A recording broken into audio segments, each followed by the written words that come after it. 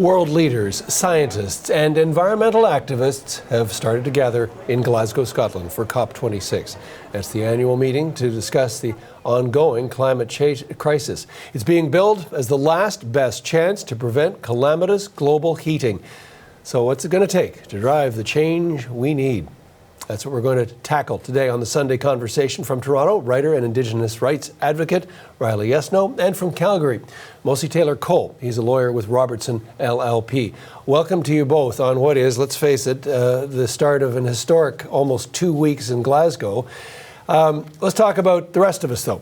And do we think the average person feels enough sense of urgency about the climate crisis? I mean, people want to do the best. They're driving and buying electric cars, etc. But Riley, start us off. Let's talk about the will. I think we've seen a huge jump in awareness and in a sense of urgency over even in the last 5 years as climate change has, start to wreak havoc on folks' lives here in Canada. We saw the forest fires out west, in Northern Ontario as well, certainly. And so it's touching people's lives, which makes it, I think, unavoidable for folks to feel implicated in it. Yeah, Mosi, you are out west, and perhaps you've seen the most evidence of any of us this past summer. Yes, most definitely. I mean, I would say that this summer for sure, in Calgary, we've had summers where, we've got the ramifications of the forest fires coming through, and it lasts a week or two, and then it's done, and we continue on with our summer. But this summer, I spent 2 weeks in British Columbia, and I would say mostly 80% of that time was smoke-filled air. One day I saw it was actually raining ash, and that has really made me personally more so aware of climate change and looking into the steps that we need to take and our governments need to take in order to try and tackle this problem. So I think, the average person is becoming a little bit more informed, but is it where we need it to be? No, not exactly. Okay, so a lot to unpack there. But Mosi, you say you've kind of reached this tipping point in your own mind.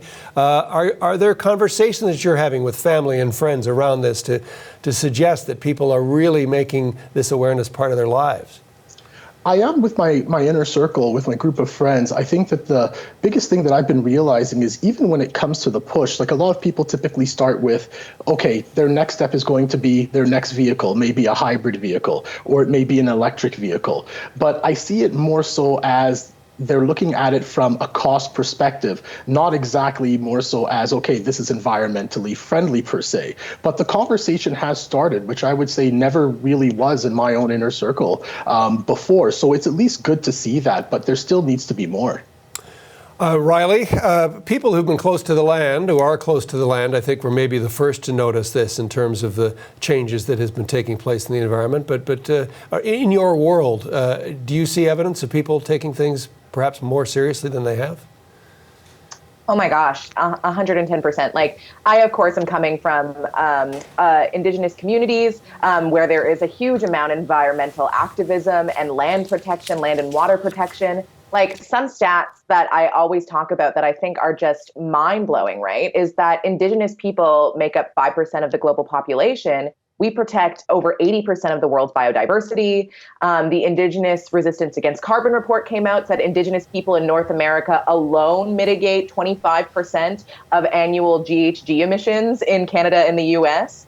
So as you can see, 5% of the population, 4% in Canada, has such an undue burden of this climate crisis. So it's something we're very intimately aware with, we think about every day, and we're actively trying to work to change. Okay, so let's talk about that. You actively work for change. Is this a case where there is anger, there is extreme concern? How is it sort of playing out in the minds of the people that you're dealing with? Yeah, certainly. I mean, I think also as a young person, right, like there are numerous studies that show that young people all across the world experience like extremely high rates of climate anxiety. We're talking 45% of people who say that it impacts their daily lives. So there's an anxiety, a real recognition of the existential threat that climate change is. There is certainly also anger by the way that we've been lied to by mega corporations, and governments have aided in that for decades. The lack of ambition from our leadership, when we are the ones inheriting, the bulk of the wreckage that climate catastrophe causes. So there's a lot of anger for sure. Mostly, I think I saw you reacting there to what Riley was saying.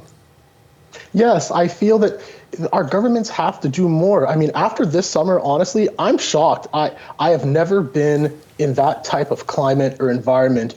It looked apocalyptic. It was horrible. And people, I was just there for 2 weeks in British Columbia this summer. People live in that, and they go through that every summer or every year. I mean, look at even the ups and downs we have with our weather in the winter. I mean, Calgary this year was probably one of the coldest winters I've experienced. So our governments have to take a stronger stance. I feel even when we look at things on a smaller level, even municipally, we have our governments that have implemented even the blue bins, black bins, and the green bins to force people to compost and to recycle. That was imposed upon us, and people have complied with it. So what are other steps or other incentives that can be put on the people in order to really care about climate change, as well as education, because that's important? Okay, I hear what you're both saying in terms of those empowered to take the action, but electors, consumers, the rest of us, can we not apply pressure to the decision makers, to the producers, to the governors to make this happen? Riley? Yeah, and I think that's essentially like our number one job, right? Because we can talk about individual actions of, buying green or recycling or whatever, but the notion that individuals can make choices that are going to mitigate a crisis that is overwhelmingly caused by corporate greed, by profit over people, is a false narrative that is supposed to distract us, I think, from holding those who are actually responsible accountable. And so, we just had an election passed. There will be more coming up. It's really, really important that we're holding our decision makers accountable. So, Mosi, when you have the discussion with your friends or you have this new awareness, how do you put that into action as an elector and as a consumer?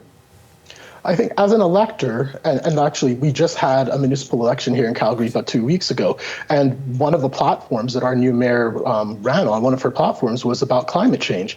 And 4 days after being sworn in, she said she wants to push to declare a climate emergency. And I think those are the platforms that you have to start looking at. I know, I get it. People want to look at economic platforms and whatnot, but this has to be hand in hand as well with that as well too. So people need to start looking at that. Now, as a consumer, on my end, I think, personally, my next step would be, I want to see what happens when I go to purchase another vehicle. What can I do to help reduce emissions from my personal vehicle that I'm driving every day? What other steps can I take personally to do in my personal life, in order to help reduce the footprint? There's been a lot of conversation around effective wartime footing and how in the time of war, a country, both in terms of its government, in terms of the way people lead their daily lives, in terms of the way industry responds, it can happen, and it can happen very quickly. Now, we essentially saw that and are still seeing it when it comes to the battle against COVID-19. My question is, have people had enough of sacrificing and have had enough of changing their lives around, or is it possible to ask them to do it some more, maybe even in another direction around the battle against climate change? Riley? Yeah, I think it's possible, it's necessary, and I think ultimately, if we're actually dealing with this in a meaningful way, that individuals' lives, again, don't change too much. What we're talking here is major sacrifices from mega corporations, from big oil, from mining. That's where a lot of the bulk of this work has to happen. And the problem, I think, in Canada is a combination of poor ambition as well as poor climate governance, which has made it so that, we are a country that has never once met a climate goal. And that is something that I think we should really be focusing on these next 2 weeks as we are at COP. Mosi, where do you stand on people's ability to take part in maybe further short-term sacrifice anyway, and to push this forward, or do you think they've had enough of sacrificing for the time being? I think sacrifice in general is just part of human life, especially for the betterment of your fellow man. If we want to enjoy this planet, and if you want to go to certain destinations and not breathe in, I go back to the forest fires, smoke-filled air, we need to sacrifice a little bit to be able to leave a better world for not only ourselves, for our children, and for our grandchildren. So sacrifice to me is just part of if you want to even call it the social contract. It's what we need to do.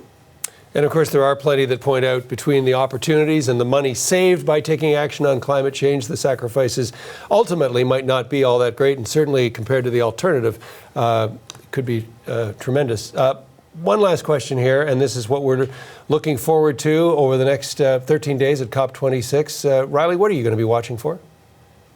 Yeah, so as a previous COP attendee myself, I see that there is a lot of value in international organizations and meetings like this. I don't think it's the end all and be all, as it often is, billed to be. But what I'm looking for is, we're going to hear a lot about this net zero by 2050 number. That's only half of the equation. We also have to get, about 40 to 50% climate reduction by 2030 in this decade. And that's something that's going to be, I think, really left out. So we have to be paying a lot of close attention to. Canada has already committed to this, but as I mentioned before, has never once met a climate goal. And considering our role in the climate catastrophe, I think it needs to even be higher, that level of ambition. And so I'm looking for those sorts of things in terms of numbers, but I'm also interested to see the way that Canadian media reports on these things and how can we do ethical climate reporting. We've already seen out of the G20, the breaking news just a few minutes ago, that it looks like their statement falls short of many expectations when it comes, for example, on specific goals, on coal, etc. But mostly your thoughts on what you're going to be looking for, at least happening in Glasgow. I want to see realistic goals. I also want to see, I guess if you could even say it on a micro level, actual goals that are going to be implemented by governments that the citizens can really implement. What is going to be put in place? What incentives or what sanctions are going to be put in place that will help push this forward? It's nice to have these big ambitious goals to talk about how much money is going to be donated and when you're going to get to these certain targets. But if you don't have a way on a micro level to implement them, it's not going to work. Okay, we'll be watching, as will the whole rest of the world, but I want to thank you both to get things started. Appreciate it. Thank you.